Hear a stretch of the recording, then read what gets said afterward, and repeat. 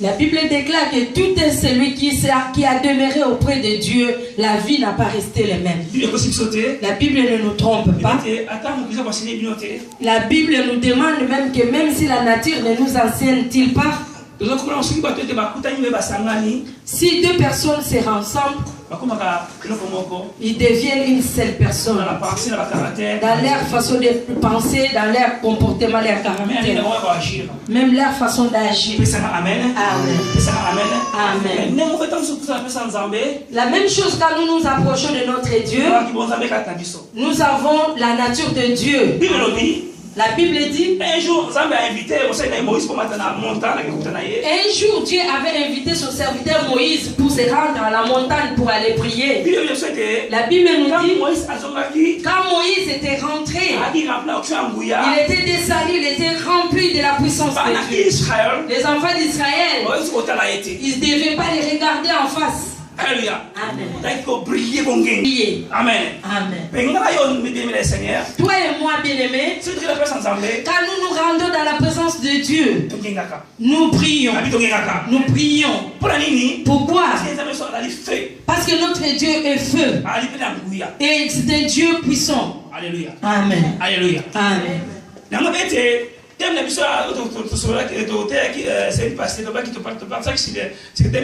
de semences et de récolter au temps convenable.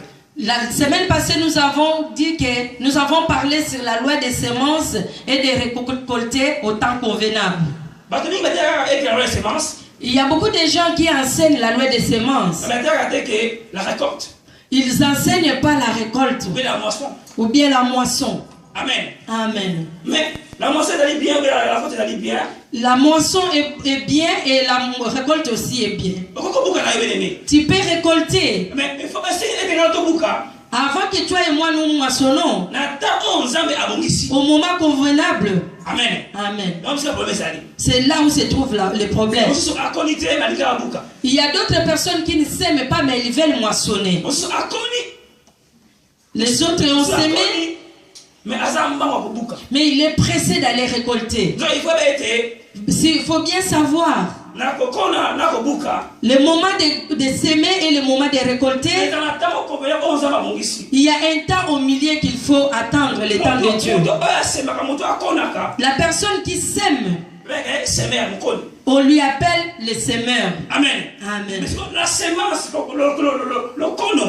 mais la semence que nous avons, cela c'est Dieu qui nous donne cela. Amen. Comme toi tu es semeur, toi ton travail c'est de semer. C'est Dieu qui va te donner la semence. Mais c'est le même Dieu, il va t'accorder la grâce pour récolter. De récolter au moment que lui-même Dieu il a prévu. Amen. Amen. Aujourd'hui, il y a beaucoup de gens qui se précipitent au moment où il n'est pas encore l'heure de récolter. Il est pressé d'aller récolter. En Afrique, tout comme ici en Europe, ceux qui sont habitués à manger les fruits, si tu manges un fruit qui n'est pas mûr, ça peut te donner des nausées. Par exemple, pomme ou bien arachide ou bien maïs. Par exemple, la pomme ou des maïs ou quoi. Les gens qui mangent souvent les maïs, si cela n'est pas mûr, ils peuvent vomir. Mais si cela vraiment arrive à son bon moment, il est temps de manger. Et tu vas manger et ça va te plaire. Aujourd'hui, il y a beaucoup de gens qui ont géré de ne plus manger de fruits. Cela n'est pas parce que le fruit n'est pas bon. Mais il a mangé avant le moment qu'il soit mûr. Et il a refusé tous les fruits. Amen. Amen. Amen. Amen. Nous sommes en train de parler de ce qui concerne la loi. J'avais donné à peu près l'exemple de 20 lois qui sont établies ici sur terre. La semaine passée, nous avons parlé de la loi des semences. juive et la loi chrétienne. Aujourd'hui, nous voulons parler de la loi juive et la loi chrétienne. Amen. Amen. Amen. Amen. Et chaque pays, chaque nation est dans la loi. Chaque pays et chaque nation a ses lois. Amen. Amen. Par exemple, tout le monde dit, ndiko babenga mina nationalité angolais soki ayi na poto anga droit pesa tatu nationalité angolais c'est kolongola moti a toujours commettre. Par exemple, la nationalité, quand si tu es angolais, ici en Europe, on peut t'accorder on peut te permettre d'avoir deux nationalités, la nationalité angolaise et d'ici en Europe. Mais la même chose aussi une nationalité, il faut pas de nationalité pour une origine. Mais il y a d'autres pays, quand tu changes de la nationalité, tu dois perdre la nationalité origine. N'est-ce pas? Amen. N'est-ce pas? Amen. C'est pour ça que l'autre problème était la loi juive, la loi chrétienne. Aujourd'hui, nous allons parler de la loi juive et la loi chrétienne. Dans le parcours, il y a un Israël. Le parcours de Dieu, quand il a accepté le peuple d'Israël, il les a acceptés. Il les a acceptés. Dieu, il voulait marcher avec. Quand Dieu avait choisi le peuple israélite, Dieu les a trouvés, ils avaient des coutumes, de leur doctrine. Mais Dieu avait choisi cette nation. Partout où Dieu, cela a demandé que Dieu, comme il les a aimés, les enfants d'Israël, Dieu devait leur instruire selon sa manière divine. Alléluia. Amen. Même nous sommes venus des pays étrangers. Nous avons nos cultures. Nous avons des cultures différentes par rapport au christianisme. Alléluia. Amen. Alléluia. Amen. Alléluia. Amen. À ce moment-là, l'évangile était combattu. Premièrement, par des juifs eux-mêmes. La même nation que Dieu avait choisie. Aujourd'hui en Israël, il y a des juifs qui n'acceptent pas que Jésus-Christ est déjà venu. Jusqu'à aujourd'hui, ils l'attendent. C'est la confusion. Parce que c'est le peuple, la nation que Dieu a choisi. Une partie ont accepté que Jésus est déjà venu. Il y a l'autre partie qui attend encore l'arrivée de Christ. Ils ont toujours leur doctrine et leur coutume. Alléluia. Amen. Dans la Bible, nous voyons dans les lois de Romains, des Grecs ou des Égyptiens. Alléluia. Amen. Quand l'évangile est venu, même quand Jésus lui-même est venu,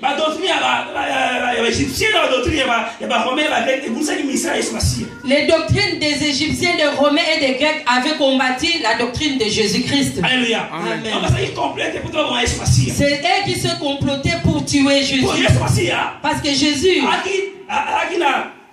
la loi chrétienne, il avait apporté la loi chrétienne pour que la loi chrétienne donne la sagesse et puisse donner la connaissance. Qu'il puisse donner la connaissance. Qu'il puisse apporter la vérité. Qu'il puisse délivrer toute la nation dans la coutume, dans la doctrine. Oh, c'est que nous avions. Amen. Amen. Quand Jésus était venu, Jésus n'avait pas prêché les païens. Sa mission était de prêcher les juifs, les enfants d'Israël. Alléluia. Amen. Alléluia. Amen. À travers les disciples qu'il avait prêchés, et aujourd'hui l'évangile est éparpillé dans le monde entier. Toi et moi, nous avons trouvé la grâce pour que nous soyons appelés les enfants de Dieu. Les enfants de Dieu. C'est à travers les disciples que le Seigneur nous accepte. La Bible nous dit, il est venu pour les saints. Il est venu chez les siens et les siens ne l'avaient pas accepté. Ils l'ont refusé. Ils l'ont tourné le dos. C'est pourquoi que toi et moi nous avons trouvé grâce pour que le Seigneur nous accepte. Amen. Amen. Quand je lis la Bible, je pose souvent une question. Toi aussi, tu peux te poser la question. Si les Israélites avaient accepté Jésus-Christ, et toi et moi, où allons-nous aller? Comprends-tu ce que je vous avais dit? Si les Juifs avaient accepté Jésus, ils avaient donné leur cœur à Jésus. Parce que le salut est venu pour les Juifs. Pas comme eux, ils avaient refusé. Et Dieu nous a fait grâce pour que toi et moi, nous puissions être sauvés. Nous puissions être sauvés. Amen.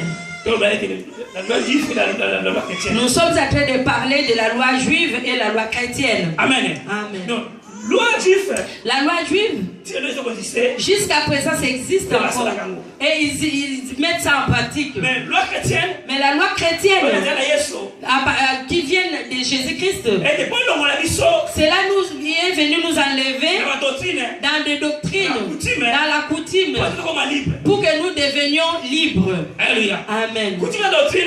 Coutume et doctrine, c'est la sorcellerie. Alléluia. Amen. Alléluia. Amen.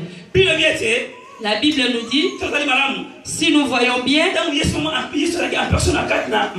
quand Jésus lui-même existait encore physiquement sur cette terre, en train d'accomplir la mission que le Père lui avait donnée, il avait des gens qui lui avaient combattu, ce qui avait compliqué son ministère.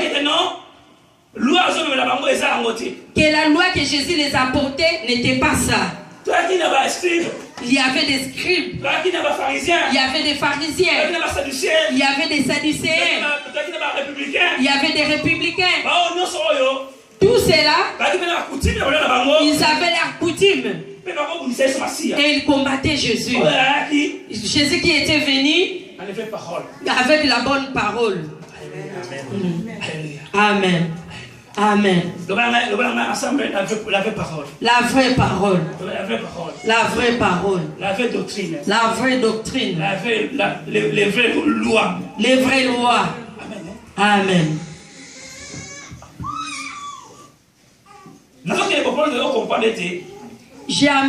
J'ajoute tout ceci pour que tu puisses comprendre. Que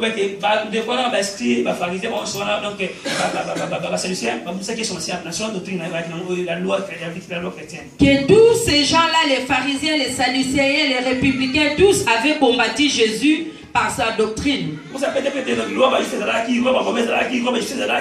Il y avait la loi de toutes ces nations-là que nous venons de citer. Ils avaient leur propre loi. Amen. Amen. Dans la Bible, il y a beaucoup de gens qui se perdent.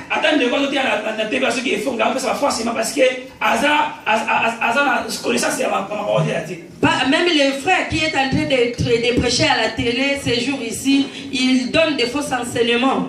Regarde le monde entier, nous avions combien de prédicateurs, combien de serviteurs de Dieu. Seulement une seule personne qui s'élève pour contredire toute cette parole que les gens ont prêchée. Amen. Amen. Et les gens qui manquent la connaissance, et ils écoutent ces enseignements. Alléluia. Amen. Alléluia. Amen. Il faut fuir les gens qui nous apportent les mauvais enseignements. En Israël, il y a beaucoup d'exemples que nous pouvons donner. Beaucoup d'autres choses que nous lisons dans la Bible. C'était des lois juives. Cela ne nous regarde pas. Quand Jésus-Christ est venu, il nous a montré la façon dont nous pouvons nous comporter selon la bonne nouvelle. Amen. Amen. La Bible a tout mentionné. Alléluia. Amen. Nous allons beaucoup dire. Papa Misso Emma, il y a beaucoup de choses à la Bible. Tu vas y aller, tu vas trois versets, je sais à vous dire en Juif, Proverbe 29, 18. On va partir aux Juifs, 2 Corinthiens 3, 6. Papa Emma aux Juifs, Hébreux 4, 12. Proverbe 29, 18. 2 Corinthiens, chapitre 3, verset 6. Hébreux, chapitre 4, verset 12. Comment ça détermine cette réalité? La loi juive et la loi chrétienne. N'oublie pas, notre thème, c'est la loi juive et la loi chrétienne. Ouais, de Bani pas série de Télématangi. Nous lisons dans Proverbe 29, quand il n'y avait pas de révélation, le peuple est sans frein. Heureux s'il observe la loi. Parole du Seigneur. Amen. Du Seigneur. Amen. Ainsi la mort agit en nous et la vie agit en vous. Amen. Amen. Il nous a aussi rendus capables d'être ministres d'une nouvelle alliance. Non de la lettre, mais de l'esprit. Car la lettre tue, mais l'esprit vivifie. Amen. Amen. Papa et maman. Amen. En effet, la parole de Dieu est vivante et efficace, plus tranchante que toute épée de 2 tranchants, pénétrante jusqu'à séparer âme et esprit, jointure et moelle. Elle juge les sentiments et les pensées du cœur. Amen. Amen. Acclame la parole du Seigneur. Celui qui veut écrire, il peut écrire. Quand Jésus-Christ était venu, il avait trouvé toutes ces lois. Quand Dieu avait choisi le peuple d'Israël, il les a trouvées aussi, ces lois. Alléluia. Amen. La Bible nous dit dans les livres des Proverbes, un peuple sans révélation.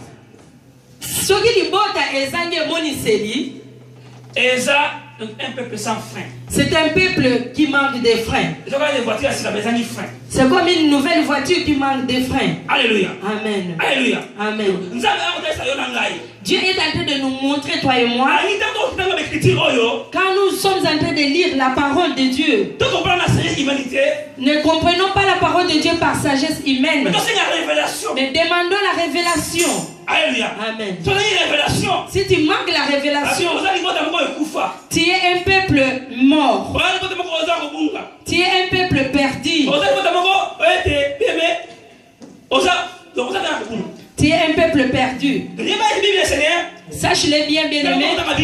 Quand nous sommes en train de lire la Bible, tu dois comprendre le contexte que tu viens de lire et comprendre aussi les paraboles qui sont dans la Bible.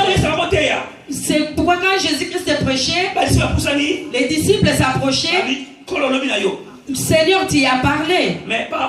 Mais les paraboles que tu viens de nous dire, nous n'avons pas compris. Explique-nous. C'est pourquoi nous voyons dans la Bible beaucoup de paraboles que Jésus avait.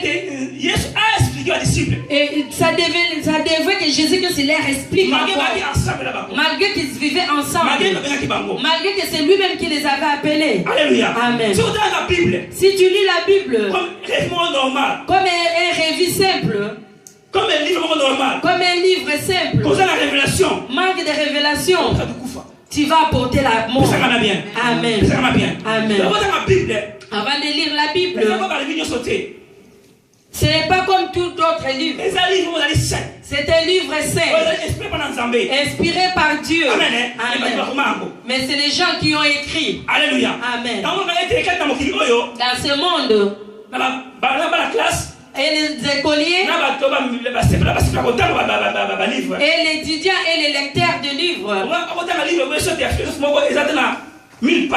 il peut lire même un livre qui a 1000 pages de philosophe. Il peut finir ça pendant un mois. Mais la Bible ici, pour qu'il puisse lire, depuis qu'il a commencé 20 ans dans la vie chrétienne, il n'a pas encore fini Genèse. Amen. Amen. Surtout les étudiants. Les étudiants. Il a de grosses syllabis. Il peut finir ça parce qu'il sait que demain il a un examen. Mais le testament qu'on nous a laissé pour lire cela, on n'arrive pas. Tu ne peux pas la lire aussi si tu n'as pas de révélation. Si tu as des révélations, si tu n'as pas la révélation, tu ne vas pas comprendre la Bible. Amen. Amen. 2 Corinthiens, chapitre 3, verset 6, le Bible. Dans le livre de Corinthiens, la Bible nous dit ceci. Les Écritures, les Écritures, ça tue. Amen. Amen. Mais l'esprit, la révélation, c'est ça qui nous donne la vie. Alléluia. Amen. Balançons la main. Tu comprends? Si tu lis la Bible, seulement comme il est avec la parole des Écritures, manquer la révélation comme le livre des Proverbes nous dit, ça peut te tuer. Cela demande que tu puisses obéir au Saint-Esprit pour que tu puisses avoir la révélation, afin que cette parole, que tu puisses d'abord te donner toi-même la vie. Quand nous lisons la Bible, la première impact de la Bible, ça nous donne nous-mêmes la vie. Parce que nous nous apportons la vie. Nous apportons la parole de Dieu. Quand nous transmettons cela aux autres personnes, et nous les transmettons la vie. Amen. Et si tu n'as pas compris, tu dois amener la mort.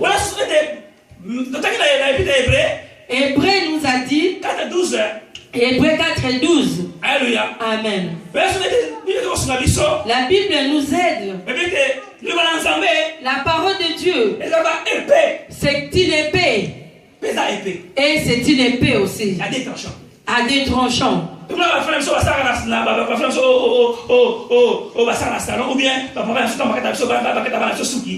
Nous voyons nos bien-aimés qui travaillent souvent au salon de coiffure.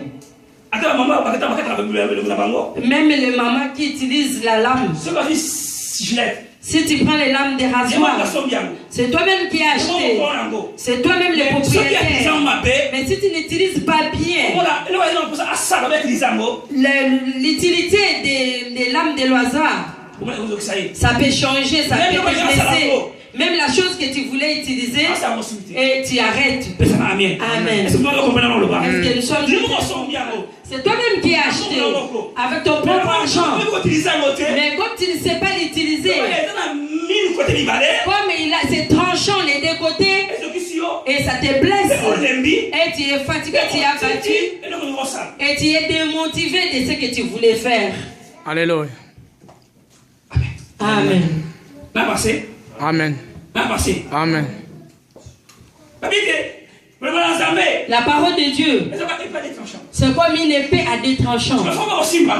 Tu dois savoir comment les tenir. Si tu ne sais pas bien les tenir, la première chose, ça peut te tuer toi-même. Si ça te tue, c'est que tu vas prendre cette mort, tu vas transmettre aux autres pour tuer encore les autres. Amen. Amen. C'est un couteau à deux tranchants. Et tu dois savoir comment les tenir. Est-ce qu'il y a une personne qui m'écoute? Il y a d'autres chrétiens qui disent que la Bible est compliquée. Des Genèse Apocalypse, il n'y a pas une seule verset qui se contredit. Parce que c'est la parole de Dieu. Amen. Amen. Seulement les gens, les personnes, les prédicateurs, les enseignants, ils ne savent pas bien utiliser. Quand ça va lui blesser, il va apporter maintenant la mauvaise nouvelle concernant la Bible. Amen. Mais celui qui sait bien tenir, il ne va pas prêcher une parole qui doit se contredire, que la Bible. Amen. La loi juive et la loi chrétienne. La loi juive et la loi chrétienne. Amen. Amen. La Bible,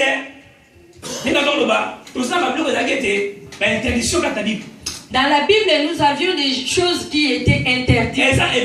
Il y en a beaucoup. On ne peut pas tous les enseigner. Mais si nous voulons aider pour avoir une bonne vie chrétienne qui est bien fondée, Alléluia. Amen. Nous prenons l'exemple de la lèpre. 2 Rois 5, 27. Ceux qui ont l'habitude d'écrire, ils peuvent prendre 2 Rois 5, 27. 2 Rois 5, 27. Lévitique 14, 3 à 57. Lévitique 14, 13, 3 à 57. À 57. Luc 4, verset 27. Luc 4, verset 27. On n'a pas le temps, nous allons lire ça à la maison. Nous allons parler de la Bible nous dit en Israël, si quelqu'un était atteint de la lèpre, on doit la prendre, on va l'amener, on doit le mettre à la quarantaine. Même aux frontières du pays. Comme nous habitons ici à Bruxelles, on peut l'abandonner entre l'île et Coutray. Si tu veux les voir, ou tu veux apporter à manger, on doit quitter ici pour aller là-bas au fond du village. Amen. Selon Israël. Amen. Aujourd'hui, ces choses, quand Jésus est venu avec la loi christianisme, il a donné un bon exemple. Avoir la compassion aux gens qui souffrent de la lèpre. Si tu lis dans les livres des livres, c'est Jésus-Christ qui guérit les lépreux. C'est Jésus qui guérit. Jésus ne les a pas renvoyés. Jésus les a appelés et il a prié pour eux et ils sont guéris. Amen. C'est différent de la loi juive. Amen. Mais il y a beaucoup de gens qui sont encore assis par cette loi. Amen. Amen. Ah, c'est là où on va dire maintenant que la Bible est compliquée. Non, il faut rester. La loi juive et la loi chrétienne. Tu dois comprendre qu'il y a la loi juive et la loi chrétienne. Alléluia. Amen. Alléluia. Amen. Dieu avait trouvé aussi ces peuples avec leurs lois, avec leurs coutumes. Ça, c'était la première introduction. Deuxièmement, parmi les Juifs en Israël, si tu reçois un visiteur, la première chose, avant de lui présenter à manger les lits et s'asseoir, tu dois les déchausser, même si les chaussures sont mauvaises, même si les chaussettes sont faites, même si les chaussures sont en mauvais état, tu es obligé de lui déchausser, laver ses pieds avant de lui servir à manger. Amen. Amen. En christianisme, on ne nous a pas dit ça. Amen. En christianisme, prenons un exemple. Les gens que nous appelons les sans-abri. Les sans-abri qui restent dehors, qui n'a pas là où. Ses côtes sont dures parce qu'il est habitué à passer la nuit. Même s'il ne mange pas comme il faut, mais il mange la même. Mais son souci est un jour de trouver un lit là où dormir. Si aujourd'hui on nous renvoie en Israël, même si on lui lave les pieds, cela ne va rien dire. Amen. C'est là les rien fait. Où est le problème?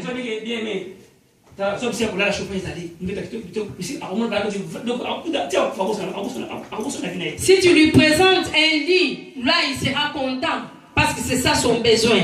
Amen. Amen. Même si tu lui laves les pieds, son désir n'est pas de lui laver les pieds, mais il a besoin de trouver là où passer.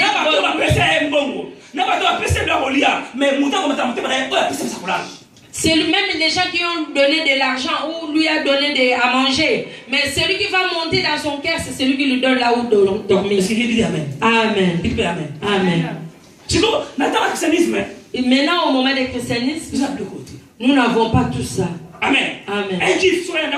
Si un juif vient chez toi, même si tu lui donnes de l'argent, même si tu lui donnes là où passer la nuit, si tu lui laves pas les pieds, même si tu lui as négligé, tu comprends?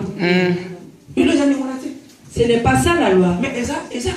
Ça se trouve dans la Bible. Dans le livre de Matthieu, Jésus-Christ est en train de dire qu'il n'est pas venu abolir, mais il est venu accomplir. Amen. Amen. Ce qui manquait. Quand il dit qu'il est venu accomplir, ou je suis venu rectifier, c'est qu'il y a quelque chose qui n'allait pas bien. Amen. Amen.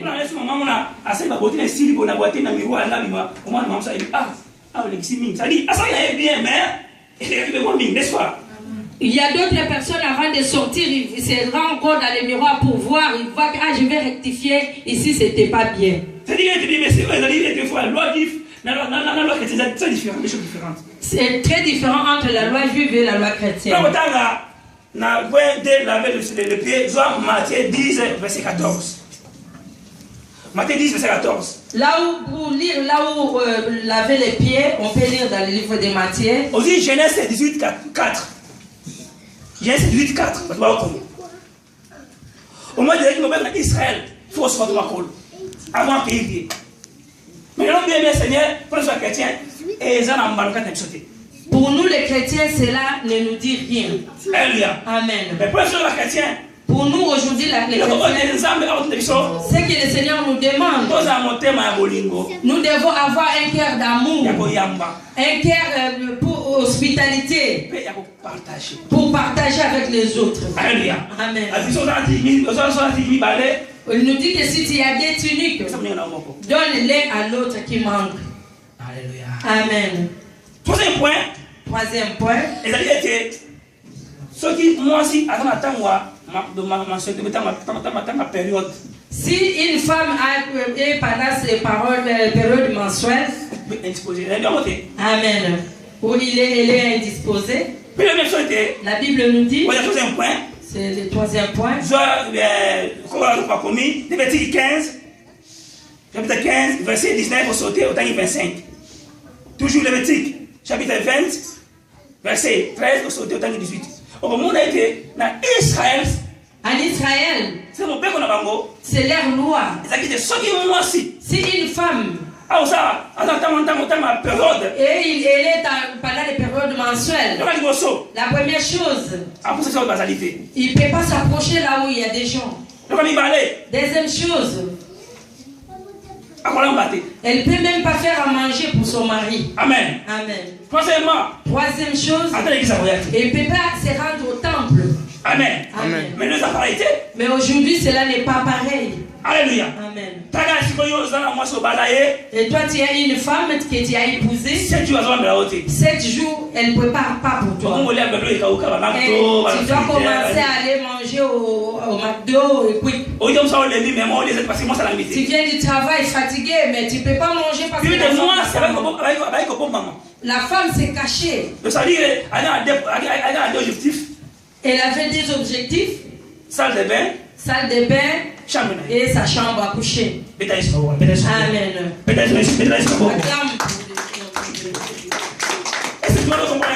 y a une seule personne qui me